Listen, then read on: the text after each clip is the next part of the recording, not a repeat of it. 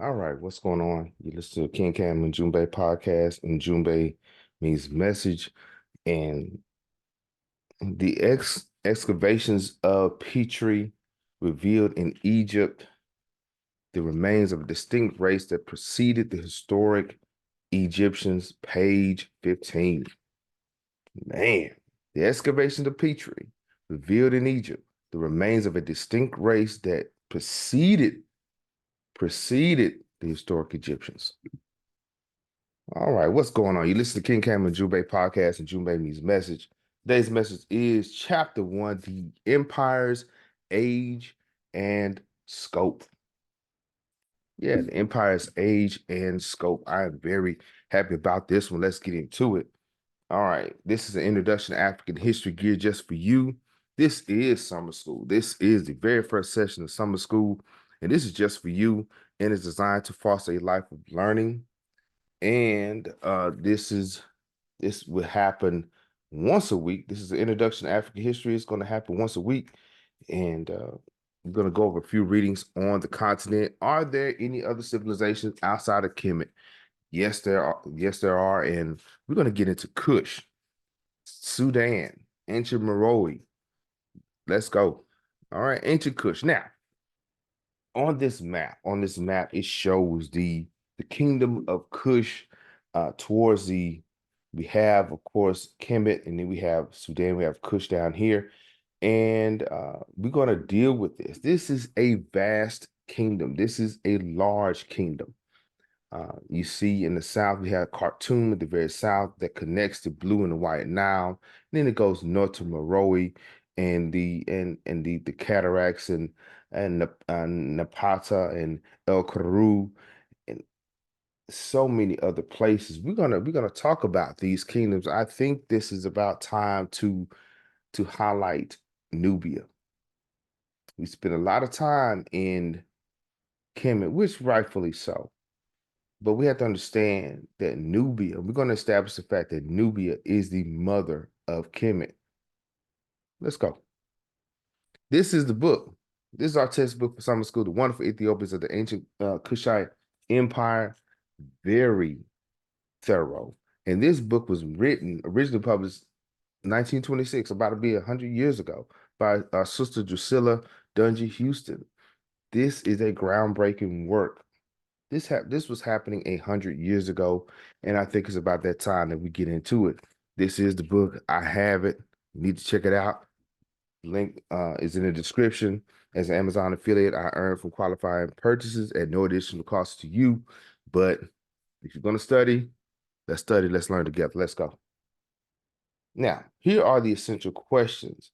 What evidence is presented to support the claim that human civilization originated in Africa? Next question, how does Sister Houston challenge your essential views of history in this chapter? And what were some key contributions? What were some key contributions of ancient African people to early human development mentioned in this chapter? All right. This is the very first quote. This is a banger. This establishes the whole thing. The excavations of Petrie revealed in Egypt remains of a distinct race that preceded, which means came before the historic Egyptian. Got the page number right there, page 15. All right. Here's some evidence. The early civilization, it was higher than that of the later dynasties. She comes out swinging. The early civilizations was higher than that of the later dynasties. What do we mean? The earlier cultures, Sudan had a higher culture than Kemet. The mother, then the daughter. All right. The pure art represents, according to her, an old race that fills all the background of the prehistoric ages. This is page 15. She does not waste any time at all. The ancients called this pioneer race, which we're going to get right to. I'm very excited about this. The ancients called this pioneer race, which lit the torch of art and science, Kushite Ethiopians. Okay, the founders of primeval cities and civilized life. Now, this book is dated, okay, but the scholarship is there. Okay, the scholarship is there. All right. Now, some more evidence. The achievements of this race in early ages were a result of cooperation. Cooperation, that is Ubuntu. Okay, that we are working together. We are one. We're doing this together. Remember, Kushite culture is a African culture. Just like we've established the fact that Kemet is an African civilization, Kemetic culture is African culture, Kushite culture is an African culture. So they are going to do things together. There will be a group of different tribes and ethnic groups coming together to build Kush. They reached the true zenith of democracy. And so Africa has always had some form of democracy. Okay. It was always there. It has been established thousands upon thousands of years. And the skillful hands, what did they do? What did they build? The skillful hands raised cyclopean walls, dug out mighty lakes, and laid imperishable roads that have endured throughout the ages. What have they done as a civilization? They developed a infrastructure. It wasn't just a campaign slogan or something cute, or they say, hey, free taxes or no, no taxes at all, that kind of thing. They did the work. Our leaders, yes, we have to have a catchphrase or whatever. But in a minute, you're going to have to dig out lakes, lay imperishable roads. We have to do something for the community. Pay attention. This was their testimony. This was their work. Okay, modern writers seem of superficial research either being unaware of these facts or knowing purposely to ignore them. This is the very first page of chapter 1. She's coming out swinging. Sister Houston is playing no games. Okay, she's not playing, and I'm loving it. I'm loving it. Okay, some more evidence. Okay, who was Egypt's teacher? This is the question she's asking. Okay, general history informs us that when the curtain of history was lifted, the civilization of Egypt was hoary with age. Okay, it was a culture that must have developed from thousands of years of growth. Why is the scholarship of the world so silent as to what lay behind historic Egypt? We know about Kemet, we know about all these things, the 4 golden ages. Shout out to the fam. But for some reason, it gets really quiet when it comes down to the culture further south. No nation throughout the ages has an Athene sprung full-fledged into knowledge of all the arts and sciences. In other words, she's saying nobody just came out 100%. You had to learn from something. They had to get it from somewhere. Okay, the story of what lay behind Egypt fascinated the whole ancient world. The ancient world wanted to know. The culture of Egypt did not originate upon the Lower Nile. Who was their teacher? Let's answer the question. Who was their teacher? She says it was the ancient Cushite Empire of Ethiopians, which weighty authorities tell us who ruled over 3 continents for thousands of years. Thousands of years. We have to understand. Shout out to Brother Mo. He asked me a question. We're going to answer that question about who was the Scorpion King. He was a Nubian. He was from Kush. But we're going to get more into that in the coming weeks. But the authorities tell us they ruled over 3 continents for thousands of years. So if the Scorpion King, King Menes or Narmer, came from the south and united Kemet, he had to come from somewhere.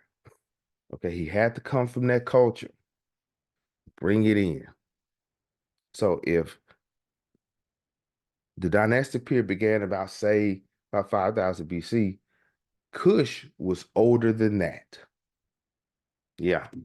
It's evidence. It's right there.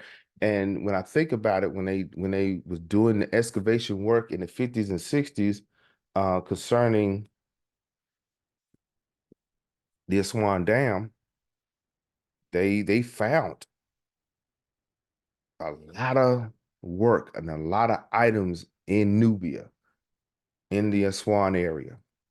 Okay. So should the world wait longer? Should the world wait longer to test the truth of the ancient witnesses? Now, she said, besides the gigantic achievements, they compare to the petty conquest of Alexander the Great, Julius Caesar, Napoleon. This fades into significance, into insignificance. This is what she said. By comparison to the Kushite Empire, what these folk were doing was minor, was minor. There seems to be a fear to tell about these ancients who built mighty cities, the ruins of which extend in uninterrupted succession around the shores of the Mediterranean Sea. Traces of this empire, works appearing to have been wrought by giants. She's coming out swinging, y'all. Giants. Okay. Now, Ethiopia, she says, was the source of all that Egypt knew and transmitted to Greece and Rome. There it is. Who was the mother? Cush. The daughter, Kemet, then Greece and Rome. Okay. We got to look behind this. The old empire, the old race, as you would call it. Okay. We were accustomed to think Ethiopia was a restricted country in Africa, but this is not true. Okay. But yeah, Ethiopia was the source of all that Egypt knew. Like the recipe for dinner or whatever. You just didn't come up there with, you had to get that from somebody or a book, right? Now, how was it done? Through the language. The Hamitic language spread wider than the Semitic language because it was a Bantu language. Semitic language was only in a certain area. But we talk about the Nile River Valley. That is 4,100 miles. That is a lot of land, a lot of people. So this was transmitted. The culture, the knowledge, the science was transmitted through the language. Okay. And she mentions a few people. Russell Mueller, the author of Biblical Geography, H.G. Wells. So Ross Mueller reveals the ancient land of Cush was very widespread and powerful empire, shows that the Hebrew scholars called Cush all the countries in that zone, in that area. So Cush was not just relegated to, say, the Sudan area. It was that whole Nile River Valley. Okay. H.G. Wells says the Hamitic language, of course, spread much wider than the varied language and more varied language than Semitic or Aryan in the ancient days. Okay. Now let's continue. Now, Ethiopia. She, like I said, she was not joking with these people. Ethiopia, first established country, first established the worship of God, first established laws and government. She was playing the basic stones of that wonderful dominion were equality, temperance, industry, intelligence, and justice. Ethiopia was already handling business eons before everybody else, even Kemet. Okay. And so we have to understand that Ethiopia, Kushite Empire, was the first to establish all these things, even the worship of the hidden one, the one that is not known. She continues. Ethiopia, the gods and goddesses of the Greeks, Romans were but kings and queens of the Kushite Empire of the Ethiopians. Man, look, our regular folk, basically, our people that lead us was revered and respected to such a high regard that they became their gods. Think about it. In Europe, they have Zeus and Athena all in. We up there saying, oh man, that's Joseph. We know him. Because they did so much great and wonderful things, they had to respect it. The gods and goddesses of the Greeks were but borrowed kings and queens of the Kushite Empire. Borrowed. So marvelous had their achievements in primitive ages, and in latter days they were worshipped as immortals. Yeah, they was worship. They was out there in India, Egypt, and Ethiopia. The legends became legendary. Yeah,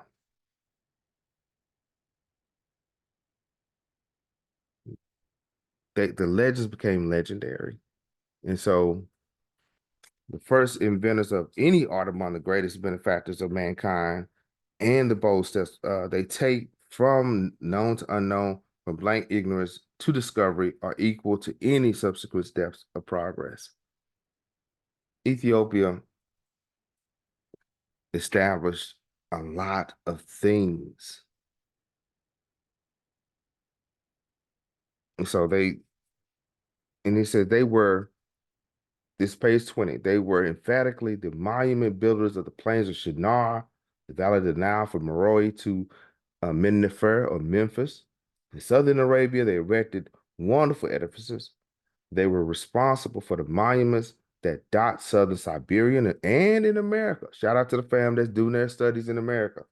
In America, along the valley of the Mississippi, down to Mexico and Peru, their images and monuments stands as voiceless witnesses.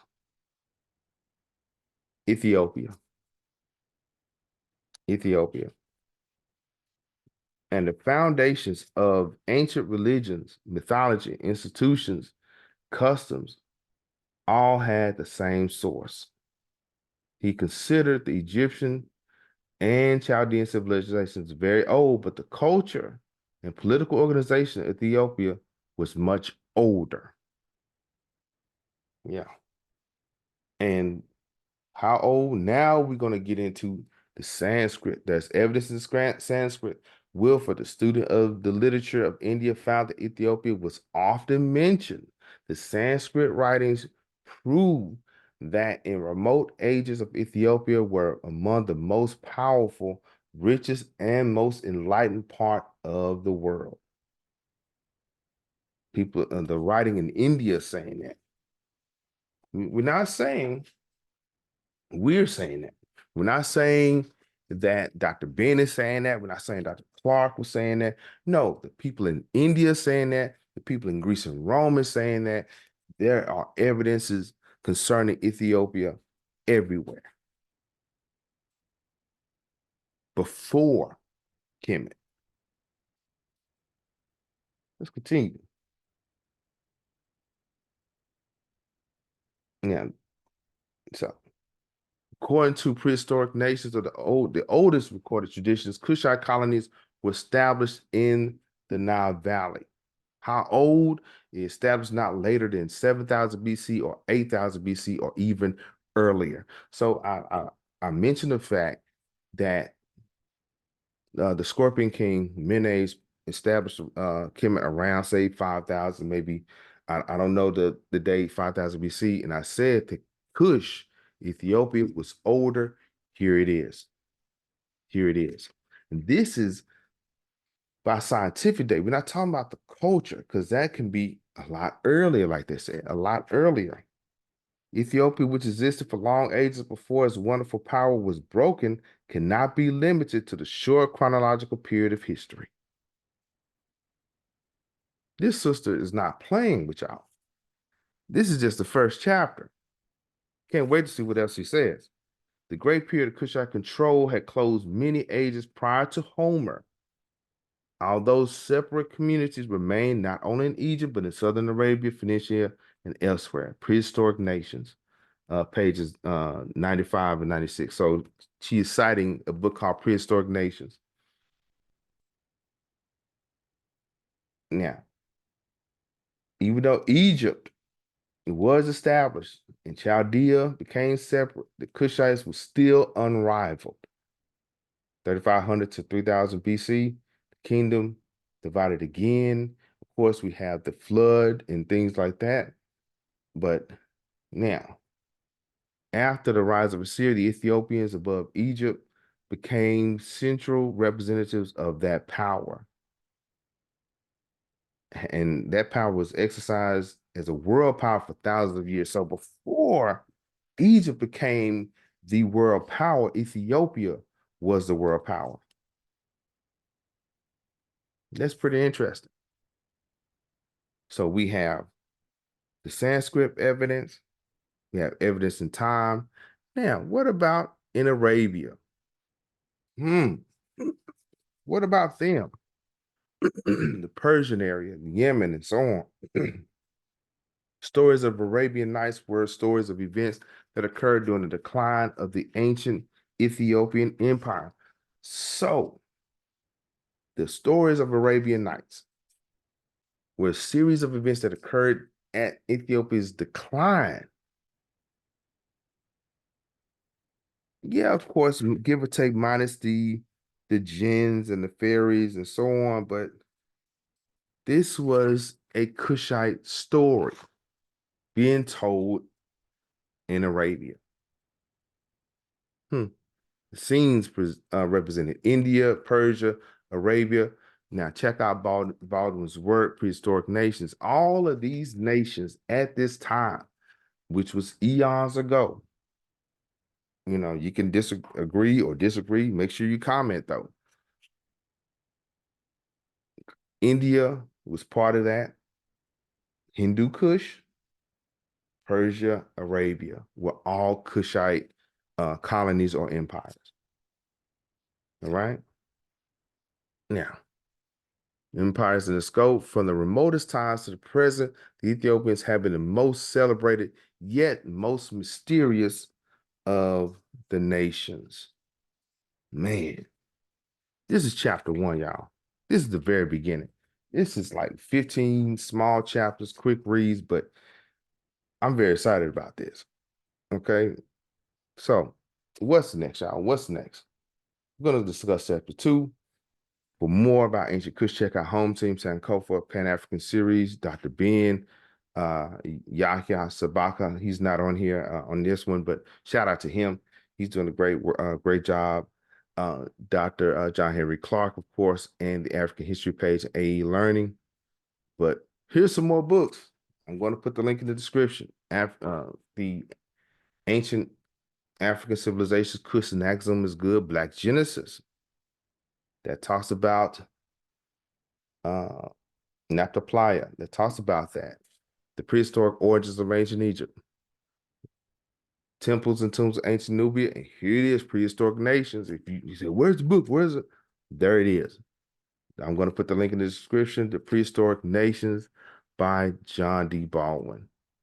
Okay, we just got to talk about chapter 1, the empire's age and scope. You just listen to King Cam Ujumbe podcast, and I will talk to you later. And you have a good one.